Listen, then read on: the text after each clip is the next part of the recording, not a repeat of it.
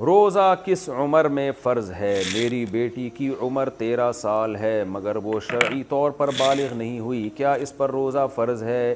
Knees लड़के पर किस उम्र में रोज़ा फ़र्ज़ होगा? उम्मे अहमद।